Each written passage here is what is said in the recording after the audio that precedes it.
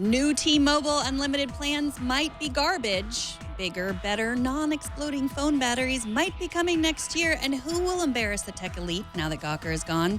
It's our last Tech News Today, live from the Brick House, so stick around. This is Twit. Bandwidth for Tech News Today is provided by CashFly at CACHEFLY.com.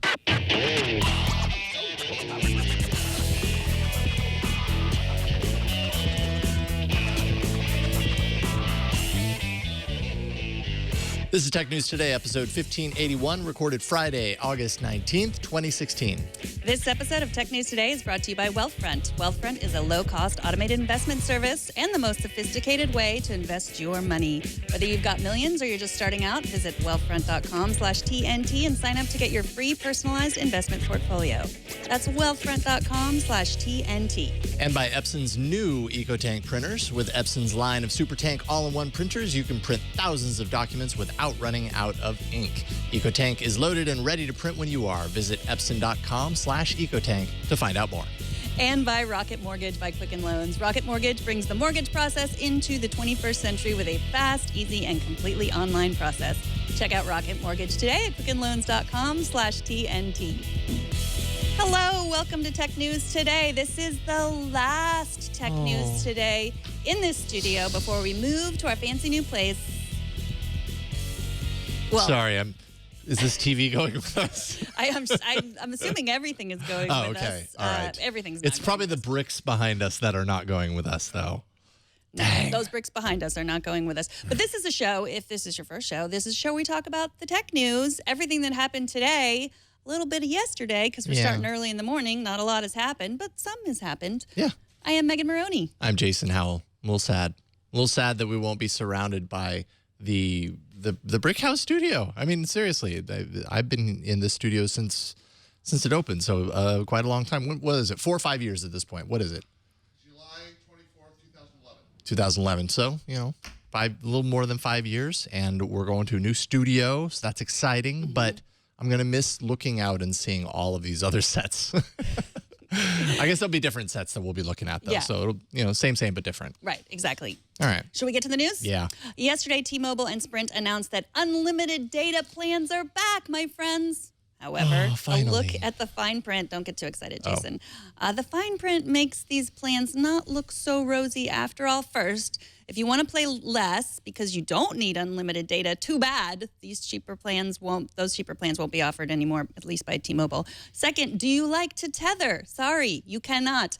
Third, the new unlimited plans throttle video to 480p.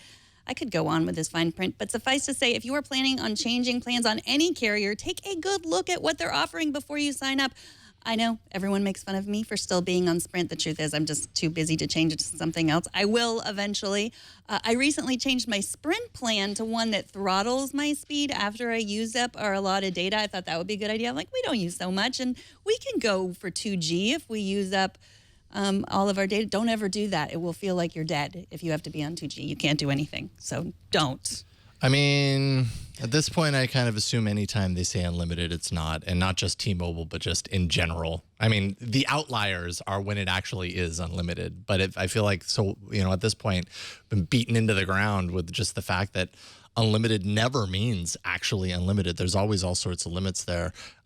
Weird that T-Mobile's going in such the opposite direction on its pricing, because for a long time, T-Mobile and Sprint both have been, at least as far as the major carriers in the U.S., been the value brands. And I think, I have to look into it to compare closely, but I think T-Mobile's kind of entry in their postpaid plans is actually one of the most expensive single line entry costs for just one line. So that's quite a change for the end carrier. Yes. Well, T-Mobile One is the only plan it will offer.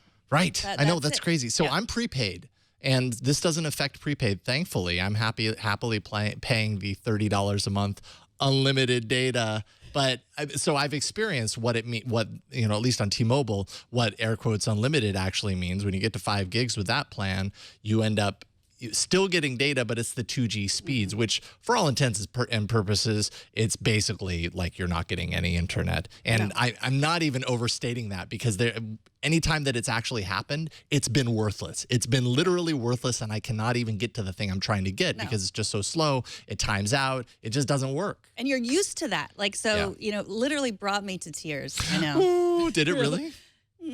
Literally. Close. Literally. You use the term literally like T-Mobile uses the term unlimited. Right. I get it. It brought me to unlimited tears. There we go. So T-Mobile, $25 per month more will remove the standard definition video limit. So if you really want unlimited with HD video content, you have to pay more, $25 more. Tethering, I did see that they offer tethering to some capacity. You have to pay extra. You can add 5 gigs of tethering for $15 per month. The asterisk there is that, from what I could tell, it's 2G speeds. Yeah. No. Which, again, goes back to what I was just saying. That's basically worthless. LTE tethering is $15 extra per month. Oh, I see. So it's the LTE tethering that's extra, $15 per month. Tethering available at 2G speeds, which is basically nothing.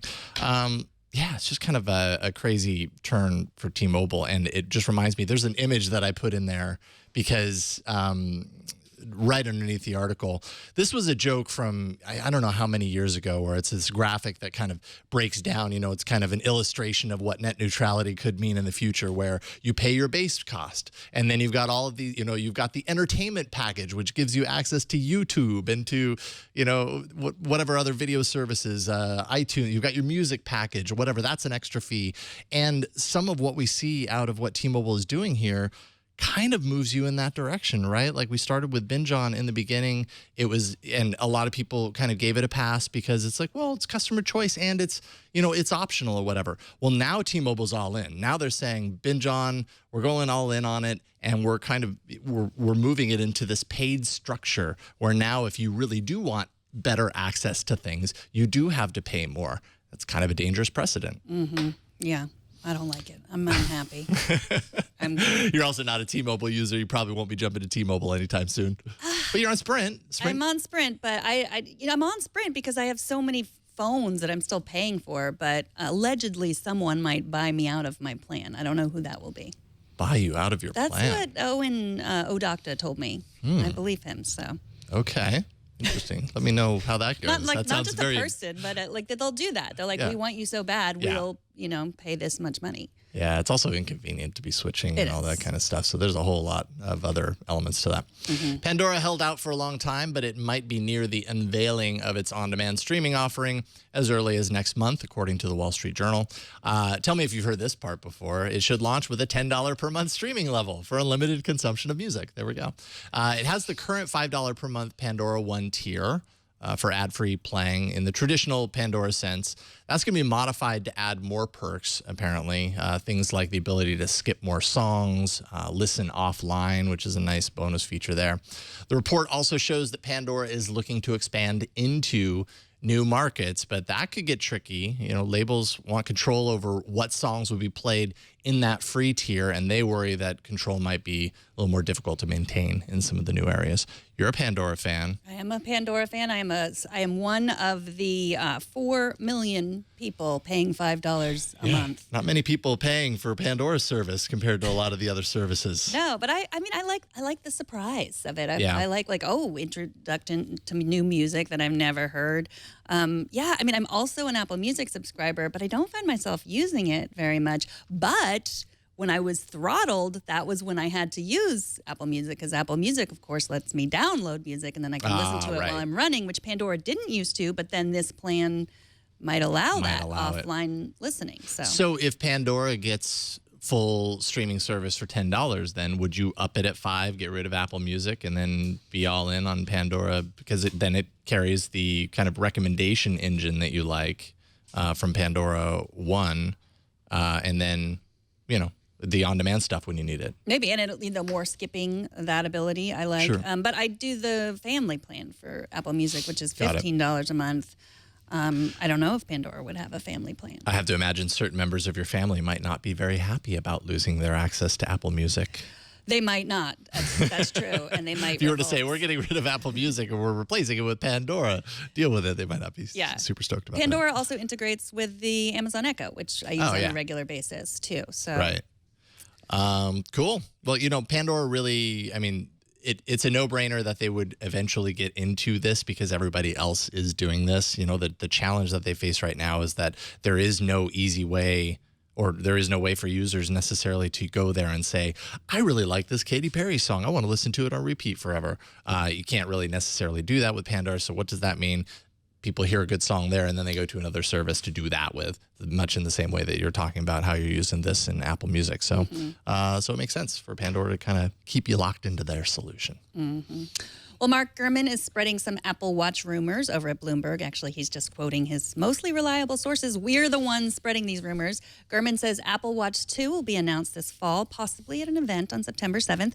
It will include improvements to health tracking, but it will not be untethered from your iPhone. The new version of the watch won't be able to connect to a cell network due to battery life concerns. The new watch, he says, will have GPS, which is a game changer for runners. That's really nice to have that, not to have to run with a giant iPhone strapped to my arm. I would like that because I got to have everything tracked. If my health app doesn't know that I'm running, I'm essentially not running. That's what. Basically, none of the gains, none of the fitness gains are even happening if you're not wearing it.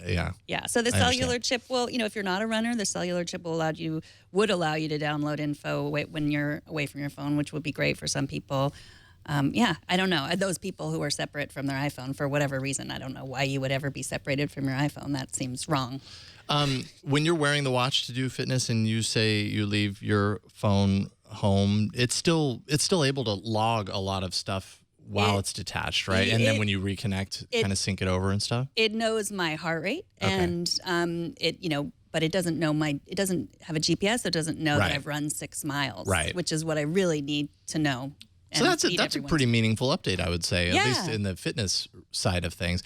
I always struggle and go back and forth on whether these watches need cellular connectivity. Like, I understand it's the next step, like, why have it tethered when you can just have it all inside? But I mean, battery is always a consideration, and when you talk about adding a cellular antenna into something that didn't have it before, that's going to come at the expense of battery. At the same time, LG Watch Urbane LTE, it's an Android Wear device. I think it was the first one to have LTE capability inside the watch, so you could do just this. I mean, reviewers that spent time with that said the battery life was actually pretty good. So there are ways around it. Maybe it's battery optimization, power savings optimizations or whatever. But I think Apple's just not necessarily in the business of downgrading its hardware usually on these, kind of major iterations on its product line. So. Right. And other arguments have been that they don't want people to get rid of their iPhones. They don't want to make something that's better than an iPhone. I don't think now I think now that the Apple Watch has been out for a year and a half, I think nobody thinks it's better than the iPhone. Yeah. Nobody's going to, I would imagine, think that they want to get an iPhone, but then be like, oh, but the Apple Watch has connectivity, so I don't need an iPhone. I'll just use my watch for everything. That's probably not going to happen. Somebody might, but they'll be sorely disappointed when they try and do that. Who would love for Apple to have mobile support would be the carriers, because they'd love to have another avenue of selling these, packages, especially if it has the word Apple in the deal. So. Unlimited data on your Apple Watch. Yes, you too, for only $30 a month. Unlimited. Speaking of unlimited light. Speaking of battery, I might just have the solution to Apple's woes. Most would agree that bad battery performance can sour the experience of a phone, or a watch in this case, significantly over time. You've got a great phone in so many ways, but if it only lasts 9 hours through the day, it doesn't even get you through to the end of the day, what does it matter? MIT spinoff Solid Energy claims its lithium metal batteries can pack twice as much energy as a traditional lithium-ion battery in the same size, meaning 2 times the length of battery power. This is not the first time we've heard of emerging battery technology that had potential to blow current solutions out of the water, but the company plans to release the batteries into the marketplace starting this November, actually. And this is, they've been working on this for quite a long time. There's struggles with heating issues basically in the past batteries like this would require to operate around 175 degrees, and that's obviously not great for something that you keep in your pocket. Also short-circuiting as a result of that heat. So basically, the team has developed a coating of solid electrolytes to get this to operate at a room temperature. And I mean, they're close. They're starting this November. They're going to start with drone batteries and expand outward from there. That's exciting. Also, they say they could use this for electric car batteries. Yeah, which would be right. great. Yeah, it's twice as energy dense, but then just as safe, which is great. Yeah, that's the important part. That it's not going to kill you because it explodes. Or burn you or maim you. And pretty much any injury whatsoever, they probably don't want. So drone batteries starting this year, commercialized for smartphones and other electronics next year. And then EV batteries, like you're talking, in 2018. So when you take the Tesla Model S, for example, it currently has a 280-mile range. Suddenly you're getting 560 miles out of a charge. That's next level, for EV, because that's what my Prius gets, Yeah. on a single tank of gas. So then you're getting to the point to where it's no different from what we're used to, and that's super important. I just know that I've heard these stories before where you read them and you're like, whoa, they've broken through the barrier for batteries, and soon we're going to start seeing them. They never seem to have a date attached to them. It's always like, we figured this out in the lab. Who knows when we'll see it, if at all, and we never end up seeing it. So this gets me excited because it really sounds like might actually see it in the marketplace starting in a couple of months, which is crazy. Yeah. Well, when Gawker shuts down, who will be left to challenge the tech gatekeepers? Will Oremus from Slate is here to give us some hints. But first, let's take a minute to thank Wealthfront, the sponsor of this episode. You invest for the long term for you or your family's financial health, but trying to do it all by yourself, especially the right way, is complex and time-consuming. Luckily, there's Wealthfront. Traditional advisors charge huge fees between 1% and 3% of what they manage. With Wealthfront, you pay 0.25% a year. That's 25 basis points, 0 commissions, and no hidden fees. That's less than $5 a month to invest a $30,000 account. There are no additional charges for any of Wealthfront's services. With Wealthfront's new portfolio review, you can see if your portfolio is at risk, how diversified your investments are, what you're losing to fees. You can even minimize your taxes.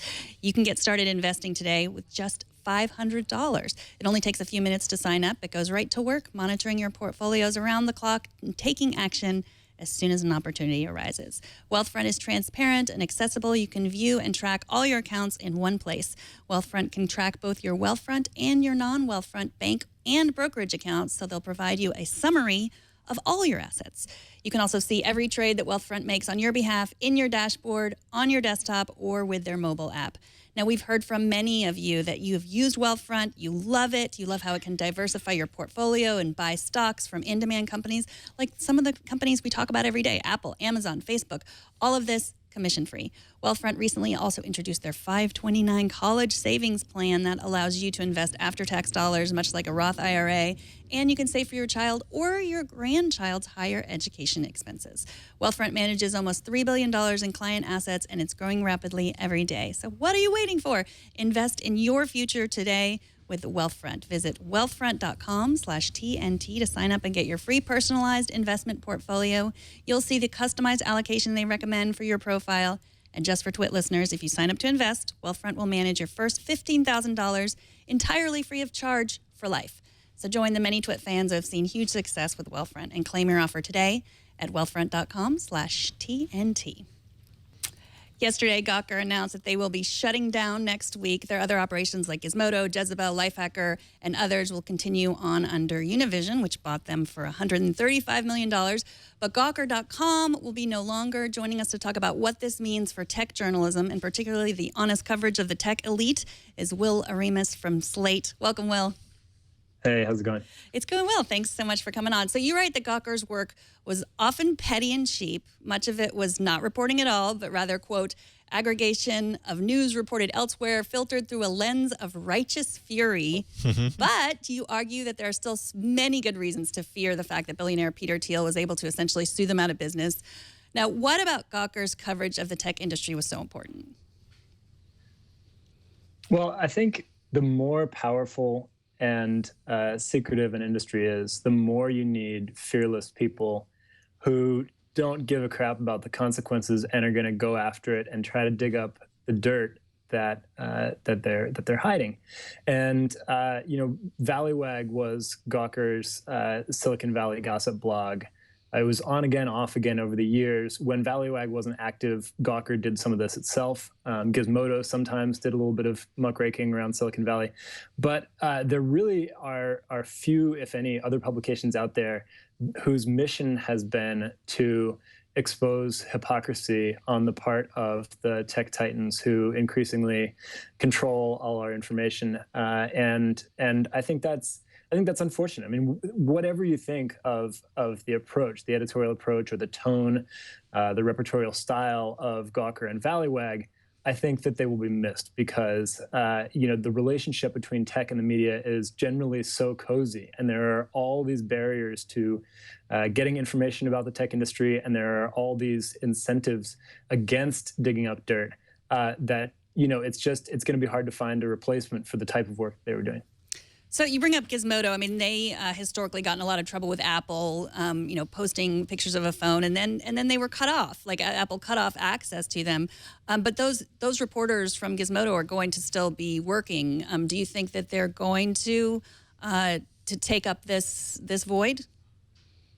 I think it'll be interesting to see who takes up this void. I don't think Gizmodo is really constructed to do what Gawker and Valleywag did, which is to talk about the personalities and the people. Gizmodo is great. I love Gizmodo. And maybe they will do some of this. I mean, Sam Biddle, who was the famous lead writer for the revived version of Valleywag that people remember from a couple of years ago, he was at Gizmodo before he was there. And Gizmodo does have some people right now who are doing some sort of investigative stuff. I mean, they've got Michael Nunez there who found the disgruntled Facebook contractors who would talk about the Facebook trending section and the allegations of bias and sort of expose the way in which Facebook was using humans when it was sort of purporting to be using algorithms. So I think Gizmodo can do some of it. There was news today. I think some of the people who worked at Gawker.com, which is closing down, are moving over to Deadspin, which was originally a sports blog, but maybe broadening its mandate. At least one is moving to Gizmodo. And then you've got all the alumni from Gawker and from Valleywag. I mentioned Sam Biddle. Natasha Tiku was the editor of that sort of latter-day version of Valleywag. She's an excellent investigative reporter, and she is working at BuzzFeed now and doing great work there. Well, Sam Biddle left for The Intercept, which is a place that we think of as doing a lot of investigative reporting, but they're in some ways beholden to the big tech companies, as is BuzzFeed. I mean, is there anyone? I mean, as Slate. I mean, you guys got your start at Microsoft, right? I don't really know what this connection is still, but is that part of the problem as well? Yeah, I mean, I think that's part of the problem. This is sort of the easy pickings part of the problem, is the ownership issue, where you've got some really visible coziness between tech and the media when you've got Jeff Bezos of Amazon owning the Washington Post. You've got Pierre Omidyar owning First Look Media, which includes The Intercept. You've got companies like BuzzFeed are relying on VC money from the tech community. That's a sort of an easy place to start. And yes, Slate was started by Microsoft back in the mid-90s as an experiment in online journalism. It's now has no relationship to Microsoft or the Washington Post, actually, which owned us for a while. But I think more insidious in some ways and deeper in terms of its effects on media coverage of the technology industry is the way in which all media, and not just the tech media, but all media now rely on these tech companies, Facebook and Google and Twitter and Snapchat, to distribute their work to their readers. The tech companies have become the intermediaries between publishers and their audience. And so if you don't do your work in a way that that is conducive to Facebook's newsfeed algorithm or Google's Google search algorithm, or in a way that Snapchat approves of enough to strike a partnership deal and put you into Snapchat Discover, then you're at risk of being cut off from your readers. I think that that's a harder relationship to untangle, and it's really I think, actually more of a problem than the ownership, because at least when Jeff Bezos owns the Washington Post, everybody knows it, and you can put in place particular editorial safeguards and controls and firewalls, and then you can have, the New York Times, knowing that the Washington Post is owned by Bezos, can go really hard on Amazon, as in fact they have. David Streetfeld and others at the New York Times have written some really tough investigative stuff about Amazon. Obviously we're talking a little bit about a site whose kind of goal is to, kind of look beyond the news that we normally get from a lot of these places and into kind of the news behind the news to a certain degree. I mean, what about alternatives to, publications or sites dedicated to this? What about things like, Twitter or social networks, satire like Silicon Valley, HBO? Do you think they play a role in this at all? Yeah, that's a great point. So I brought this up on Twitter yesterday before I wrote the piece. Actually, I asked, now that Gawker's dead, who's gonna embarrass Silicon Valley? And it's sort of half joking, but half serious. I mean, obviously, just embarrassing Silicon Valley in itself probably isn't that noble of an end. But who's going to write the stories that Silicon Valley doesn't want written? Who's going to expose the hypocrisy, that kind of thing? And I think one of the responses that I got from several people was, look, this happens on Twitter now. When Gawker started, when Valleywag started in the mid 2000s, there was no Twitter. There was no social media really. Blogs were the only outlet for this kind of thing. Now you can have reporters. You've got reporters like I shouldn't even name names because there are so many, but you've got reporters who cover tech in a relatively straight-laced fashion for mainstream publications, but then they sort of moonlight on Twitter as the people who poke fun at the individuals behind these companies and who make fun of the products. So I think that's part of it. And yeah, I think actually the HBO show Silicon Valley, the more I thought about it, the more I think that has sort of taken up some of the void that was left by the demise, the second demise of Valleywag a year or two ago. And in fact, if you watch HBO and you're familiar with, if you're familiar with all the stuff that Valleywag covered over the years, a lot of the plot lines in HBO are like ripped straight from Valleywag. I mean, obviously there are plenty of other sources there too. But Dan Lyons, who was a Valleywag editor for a short time, was actually a writer on Silicon Valley. So, the satire is there, but who's digging up the new dirt that, that will fuel future seasons of Silicon Valley? That's a harder question to answer. Yeah, and you also write about oppositional reporting, that in general, traditional journalism had oppositional reporting, but tech journalism doesn't. Yeah, I mean, so there are sort of two strands here. I mean, I don't want to overstate the sort of nobility of what Valleywag was doing. I mean, a lot of what they were doing was cheap shots. I mean, it was funny, it was entertaining. Some of it, sometimes they had real scoops. Sometimes they broke stories that were of genuine public interest. A lot of times, I think what they were about was just sort of puncturing the facade that, the we're making the world a better place facade that Silicon Valley is so successful at projecting, and getting to the sort of flawed humans that are behind these companies that are foisting their ideals on all of us. But there's also another strand that is somewhat different, and that is serious, sober, investigative reporting. Thankfully, we still have some of the big mainstream legacy publications, the Times, the Wall Street Journal, the Washington Post to some extent, who have reporters who don't give a crap whether they're invited to the next Apple launch event or whether they get put on Snapchat Discover. They've been doing the hard work of investigative journalism for years and decades, and they keep doing that. And they do that sometimes in the tech industry. You look at Wall Street Journal breaking the Theranos story. I mean, that was really essential reporting. It's a different kind of reporting than Valleywag did. And obviously, Gawker and Valleywag's death doesn't prevent that from continuing to happen. Yeah, you said you didn't want to name names, but you do in the story, and it's a great list of reporters. And I think about Kashmir Hill is one of the names that you mentioned from Fusion. She's great. I'm a huge fan of hers. And yeah, I mean, she uncovers these stories without being petty as like Gawker does. So it's people are able to do it, and I hope they continue to do it. Well, thank you so much for joining us, Will. It's great to have you. Thanks for having me. Will Oremus is a reporter at Slate. He is on Twitter, fighting the good fight at Will Oremus. Thanks so much for coming on. Thank you. All right, a few days ago, we talked about Postmates, and we got an email from a viewer who worked at Postmates. Works. currently, and for obvious reasons asked not to be named. He writes, I've been delivering for them in the Miami market for a while now, often listening to TNT while I drive. I can say with absolute certainty, a large majority of the time, the suggested prices for items that the customer sees are incorrect. Usually not by a lot, but it can add up with multiple item orders. Also, the amount a customer is charged can vary based on how far the restaurant is from the drop-off, but I'm not sure of the details. They aren't very upfront about their financial practices. I just saw one slide about the breakdown in how I'm paid during the onboarding session and never seen references to the details, never seen reference to those details since. If it has changed, I have not been notified. I'm sure if I asked or scheduled an appointment with one of the people at the office, they would go over it with me, but it would be nice if Postmates had financial transparency on by default. And yeah, they might be, at some point, they might be pressured to have some sort of, at least a little more financial transparency to kind of explain how they come up with these amounts if it continues to be out of the boundaries of what people who are using the service think that it is. They have to kind of explain that at some point, I imagine, or else they might risk losing customers. Absolutely.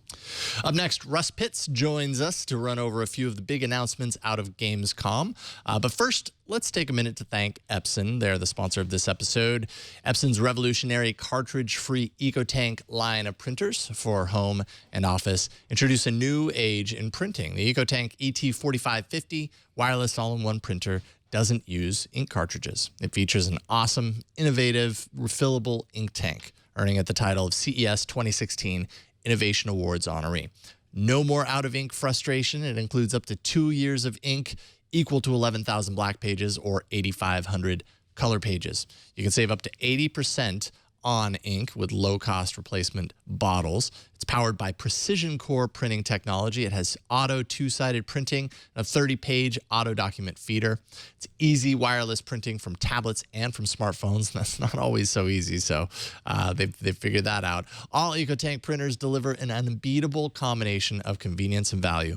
With Epson's EcoTank line of printers, you'll have the freedom to print without running out of ink. The Epson EcoTank system was named the 2016 Small Biz Windows Printer of the Year. And you can see why for yourself. Visit epson.com/ecotank today to transform the way your home, your office, or work group prints. For the best combination of ease and value, turn to the Epson EcoTank printers. That's epson.com/ecotank. And we thank Epson for their support of Tech News Today. The Gamescom conference is underway in Cologne, Germany, and there have been some cool gaming announcements to come out of the event. Joining us to discuss some of those announcements is Russ Pitts, president of Flying Saucer Media. How's it going, Russ? It's going well. How are you, sir? Doing fantastic. It's good to have you here this morning. So first up, Konami revealed Metal Gear Survive, and fans of the series, it sounds like, have been a little worried about the fact that this is the first entry in the series without its creator, Hideo Kojima, on board. So is there reason to be worried? What do you think? Yeah, I think there's reason to be worried. Because I feel like that series, Kojima-san's wackiness really is what sort of kept that series afloat. Yeah. I've never been a fan of the series myself. I don't think they're necessarily good games, but I think you definitely you play a Metal Gear Solid game or a Metal Gear game, and you just expect the wildest, craziest stuff to happen. And Kojima never disappointed on that front. So it's going to be really interesting to see what this new team does. How many of Kojima Productions team is actually involved in the project. Where they're taking it. There's a lot of question marks, and I'm not sure the footage they released at Gamescom really answers those questions. So we'll just have to see what happens. Yeah, it seems to take I was a huge fan of Metal Gear Solid back in the the PlayStation days, and I played some of the sequels, not extensively, but enough to just kind of see what it was about. But my regular game playing habits kind of fell through the floor when I started working a lot more. So unfortunately, I don't have a whole lot of time to play through those games. But the thing I always really loved about the series was the whole kind of stealth aspect, that it wasn't just like move, shoot, go, all that kind of high paced action. It was a lot slower, a lot stealthier, a lot more intention behind your actions, as opposed to just get out and destroy things. And from what we're seeing here, it's really moving in the action direction to a certain degree. There's zombies, there's wormholes. I mean, it almost seems like this is just a different game set in the Metal Gear universe. Would you say? Yeah, I would. You have to think that there's been some desperation, maybe for a Call of Duty level hit or a Battlefield level hit, and watching this trailer, that's what it says to me. It says, it says if I was going to put Big Boss in a Call of Duty, it would probably look like this. Sure. Maybe we'd have more success if it wasn't pegged as a Metal Gear game. Also revealed at Gamescom is the trailer for the upcoming Resident Evil 7. And I don't know, is this at least a little more pleasing to fans than the Metal Gear sequel? What do you think? I think there's probably less controversy in a way, but the Resident Evil series has had its own kind of flavor of controversy in that it's been so uneven. It's been like a roller coaster ride. I think you talk to different people and they'll tell you that different entries in the series have been their favorites. Some people I talk to, go all the way back to the PlayStation. They just flat out prefer the original game's pacing and style. And the directions they took in I want to say Resident Evil 4 made it a little more actiony, made it more palatable to a broader audience, I think, but it actually alienated some of its fans. So I'm curious. What I've been looking for from the Resident Evil series has been a mix. I think they have stuck to some of their hang-ups from the original design, like typewriters and healing plants, for a little too long, and I think their direction in taking it a little bit more mainstream has been muddied. So I'm hoping this is the Resident Evil game that everyone can agree on, but I don't know how likely that is. Well, one thing that's very interesting to me, just with all the kind of virtual reality stuff happening this year, is that this is going to be supported with PlayStation VR. Think that's going to be pretty transformative. I mean, I feel like the horror game genre is ripe for the picking when it comes to the immersion of virtual reality. So it seems like a perfect fit. Yeah, those kinds of experiences do very well in VR, and you look at this footage and you have to think that that's what they had on their mind. VR as a whole, I don't know. I've been a skeptic, honestly.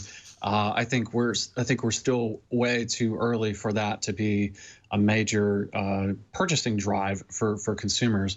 But I think folks who have already invested in VR, having it on the PlayStation's Morpheus project is great. That's a low cost solution for people who are curious about VR, who already have a PS4. Right. Maybe this will be the thing that really drives that. I don't know. Me, as an observer, I think it's 50-50. I think there's a lot of great experiences, but there were a lot of great experiences on the Kinect too, and it didn't really catch on. I think console makers and game makers in general are really struggling to move the medium past, the controller stage. And sure, this new wave of VR, it's got a lot to offer, but it's still a lot to ask to people. Yeah. Me personally, I have a hard time putting something on my face. So whenever I play a VR, I have friends who want to show me their VR games, and of course I want to see what my friends are working on. But I have to overcome that sort of psychological thing of putting a giant thing on my face, and it's not easy. Yeah. Well, speaking of that, there's immersion in the way virtual reality creators have intended, and then there's immersion the way South Park creators have intended. That's immersion that we should all be afraid of. Smell us about this smell-o-vision news, Russ. Yeah. So, South Park, they're what they are. The Stick of Truth games was one of the gems that survived the crash of THQ and went on to be released, and it's a fine game. Ubisoft picked that up, and it's a fine game. And so they've got a new Fractured But Whole coming out, and I've actually heard the South Park creators say that they believe video games may be the sort of next evolution of that franchise. I don't know if they're getting tired of making TV shows, but it seems like they're enjoying translating the South Park formula to video games. So I guess the next step is the Nausealess Rift, which is a device that you, as you can see here, you put on your nose. That's Richard Mitchell from Games Radar Plus. You put the device on your nose, and it allows you to, smell farts. So with the closed captioning saying that is really horrible. Yeah, you could actually see his eyes watering there. Oh, God. Okay, we'll have to blur that out. Wow. I'd like to blur all of that out of my brain, actually. So that is a real thing, but you can't really buy it, right? It's not as far as I know. It exists in the world, obviously. We saw it, and I mean, that was real. Somebody smelled it. Really we saw it. Somebody smelled it. You can't buy it. Right, Thank goodness. That's right. Yeah. It would be fun if they sent that out as a demo. Occasionally game publishers send things out to games writers. If that happens, if I hear of that being sent out, I will let you all know and try to get my nose on one. I mean, please do. Share it with the rest of you, why don't you? Yeah, Smell-O-Vision really does seem like the next evolution of VR. So they could be onto something. This could be a footnote in the long-standing 10 years from now history of Smell-O-Vision. This is where it began, and that's an incredible footnote right there. Finally, you have a new project in the works. I want to talk with you about that. I love the idea behind it. Tell us a bit about Stage of Development Indie City Edition. Yeah, so Stage of Development is my series of web videos about indie game makers and people who are in the video game community. This year we're doing Stage of Development Chicago. So we just got back actually a couple days ago. We were in Chicago meeting with indie devs. That's William Shear, who is making a game called Manifold Garden, which he calls a tribute to physics for the last 400 years. If MC Escher made a game, it would be Manifold Garden. Those are his words, not mine. So we talked to Young Horses, who worked on the Octodad game, and actually had to struggle a bit. They made Octodad. They were a group of friends at college at DePaul, and they formed the studio to release a retail version of the game that they created as students. And then it was so successful, they spent a good 6 months or more trying to figure out what to do next, if they would even do anything next, right? You hear a lot about indie game success stories, but you don't hear a lot about what happens when your game is so successful that it gives you, stress and anxiety about having to follow it up. So we talked to them about that. We were there for the Bit Bash Indie Game Festival, which is a really unique festival they do in Chicago, where it's like a block party, but they have video games set up, and people come and there's beer and dancing, and it's unlike any video game event I've ever been to. It was really Midwest, low key. People were just hanging out playing video games. It was super great.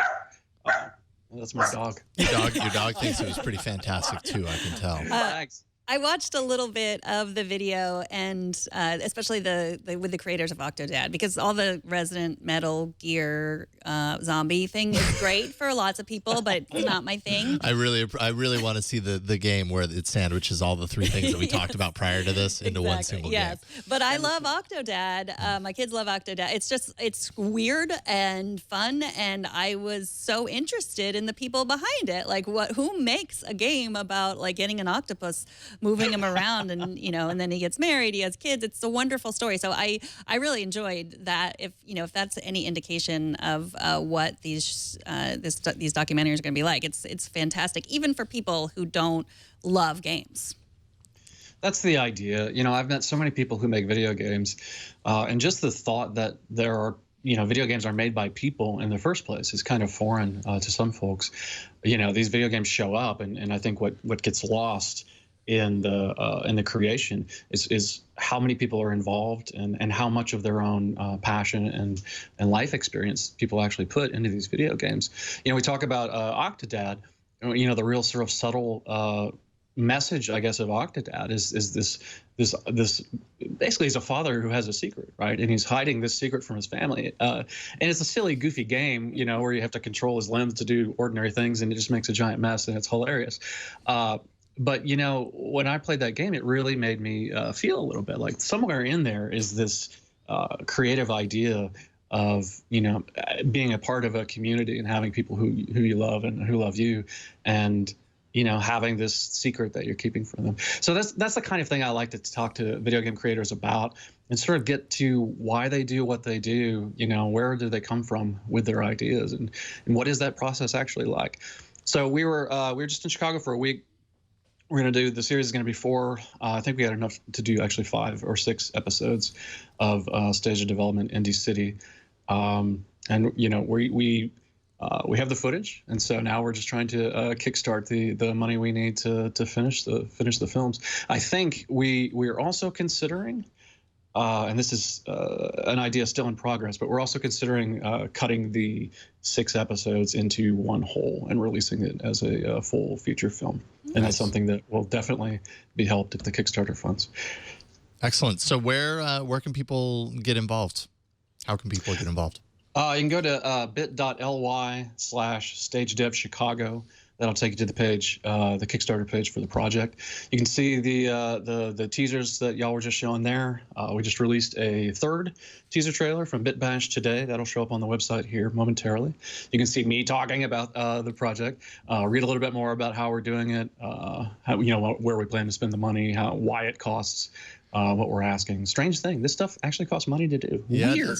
Well, and you've got a level of quality. Like I was watching through the pilot, the pilot that you have posted on the site, and it's, you know, about 12 minutes of cut together footage and everything. And it's just everything, like, you've just got a great style with it. You know what I mean? It's not sandwiched together, thrown together. It's obvious that this takes time, it takes money, and it's really good stuff. So bit.ly/StageDevChicago to check into Stage of Development Indie City Edition for yourself and to pitch in. Yeah. Great stuff, Russ. Thank you so much. It's, you know, it's rewarding to do, and it's I feel like everything I've done in my career so far has sort of led up to doing this work. So I'm really excited to do it, and I hope folks can help us finish it. Excellent. Right on, Russ. Thanks for joining us today, man. Where can people, outside of bit.ly/StageDevChicago, where can people follow you on the internet? Oh, you follow me on Twitter at Russ Pitts. Excellent. Yeah, I'm super active on Twitter, so that's the best place to hear from me or talk to me. Fantastic. Thanks, Russ. All right, thanks, Russ. Have a great morning. Thank you all, man. All right, enjoy best the of luck. last show at the studio. Thank you. Best of luck with the Kickstarter.